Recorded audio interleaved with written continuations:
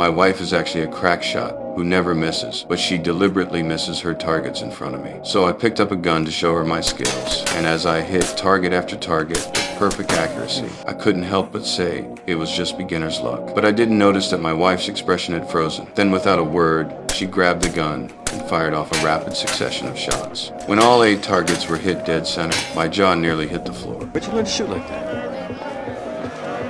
Beginner's luck.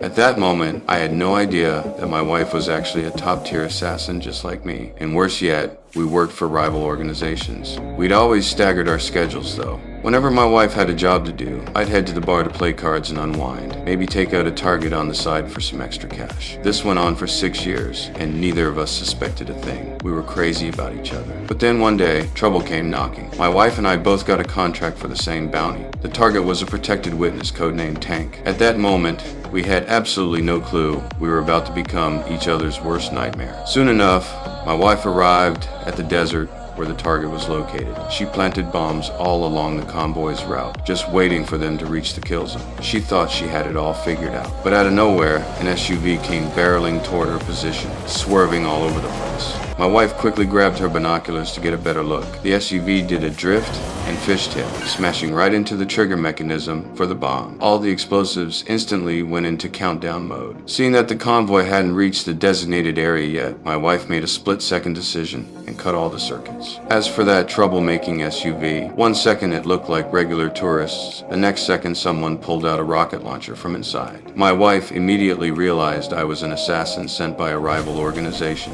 She whipped out her sniper rifle and fired a shot right at my chest. Luckily, I was wearing body armor, which stopped what would have been a fatal hit. At that moment, I had no idea it was my wife who'd taken that shot. I just wanted to teach that shooter on the hill a lesson. So I immediately pulled out my rocket launcher and fired around at the hillside. Although my wife reacted quickly enough to escape after all that commotion, neither of us managed to complete the assassination. I immediately realized this killer was no joke. So I went back and found a hacker who traced the address from a computer she'd left at the scene. But when I arrived at the location, I was shocked to discover that the sign on the door had my wife's company name on it. I instantly knew something was off. Sweet Jesus, mother of God. But what I didn't know was that my wife was equally obsessed with tracking down that person, constantly replaying the footage, trying to find clues. Right now though, I couldn't worry about any of that. I rushed home in a panic, needing to verify my wife's true identity for myself.